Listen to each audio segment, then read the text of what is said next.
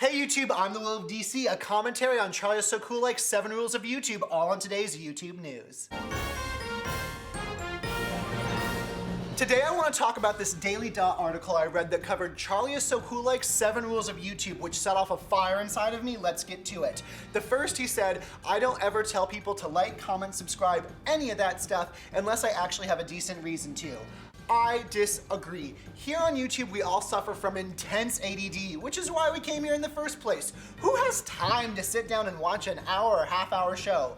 Not me. I mean, I have hours of free time, but I can't waste them watching a television show. There are millions, literally millions of YouTube videos for me to click through, and if there isn't an annotation or push to like, comment, subscribe, I'll just move on to the next video. Unless the video I watch is literally like best video of the day where I favorite it, I'll just move on. Telling people to like, comment, subscribe is also just good marketing and promotion. Charlie has never had to worry about marketing or promotion. He's a part of that elite YouTube class that got onto YouTube early, had a massive hit video, and rode the success of that video to the top and stayed there. Most of us have to work for our recognition, and that means promoting and marketing ourselves every single day. Second, he said, I don't like to give fans who watch me on the internet any kind of group name or title. He said he just wants you to be a real person on the other side of the camera. Agreed times 10. The forum, the nation, the whatever it is lame.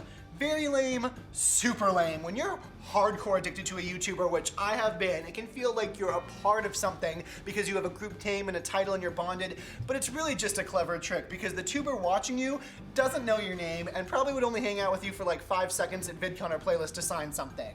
If you're so big you're calling your fans a group name or title, you're probably such a big YouTuber that you're a little removed from reality.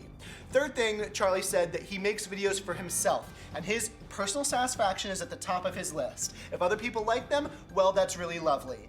Well, Charlie, that's also really lovely and easy to say when you've made a butt ton of money off of YouTube and can sit back and do whatever you want without concern for bills and future and all of that stuff. Making videos that you like, but that you focus on being shareable and do well, doesn't make you a bad person. It makes you someone who doesn't want to starve and be homeless. Saying I make videos for me and only me and I don't care if people like them or see them is a sure sign of a millionaire or close to it on YouTube. If the videos you made and loved were hated and not seen, you'd be singing a very different tune very quickly. A tune of desperation as you go homeless and have to take a job at McDonald's. Fourth, I don't like to overuse annotations, he said. In fact, if I can avoid it, I try not to use them altogether. I feel like we're back in 2008 or whenever they launched the annotations and everyone's argument was, yuck, they're so ugly, they take away from the video experience. If you have that objection stylistically, that's totally cool and that's just your personal taste, which everyone is entitled to. But if you're advising people on how to be successful on YouTube and build an audience and telling them not to use annotations, you're basically keeping them down and telling them, I don't want you to be successful. I want everyone to be successful and utilize the many, many products YouTube offers, including annotations. Fifth thing Charlie said is he stressed the importance of making the title and picture of each of his videos a good representation of what the video is actually about. Agree times 10, but let's not kid ourselves either. To be successful on YouTube, the easiest way is to have deceptive titles and deceptive thumbnails. And the next time YouTube tells you, hey now, that's a short-term game for long-term failure and we won't be happy with you, ask Phil DeFranco how much money he's made off of YouTube and how many times they've bent at the knee to praise and worship him. Honestly.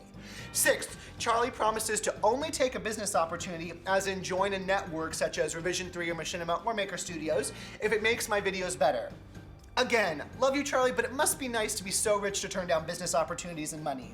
If a sex trafficking company offered me a brand deal, I'd obviously call the police on them and never touch such a thing, but joining a YouTube network or being sponsored by a safe and harmless company like Pepsi or another commercial brand does not hurt videos at all, especially when I have complete creative control, which is what most YouTube networks give you, at least Maker Studios mine does. Business in YouTube doesn't automatically hurt videos. It doesn't automatically help them either, but if they're trying to force you to make a bad video, that's very bad, but rarely does a company or network who is interested in building a brand and audience want a video that sucks. They're paying top dollar so that it doesn't suck, so I'm pretty sure the final result will be something not sucky. Seventh, the last thing, if you have a schedule, do it for your own benefit, Charlie said. Yes, if you want to do YouTube because it's a hobby and you could care less about starting a brand or a career or anything professional like that, you have a totally different mindset. You and your friends are making videos in your spare time whenever you have it on the weekends or after work, and you're putting them up for your friends and family who don't care about a schedule. They just want to see you having fun making videos.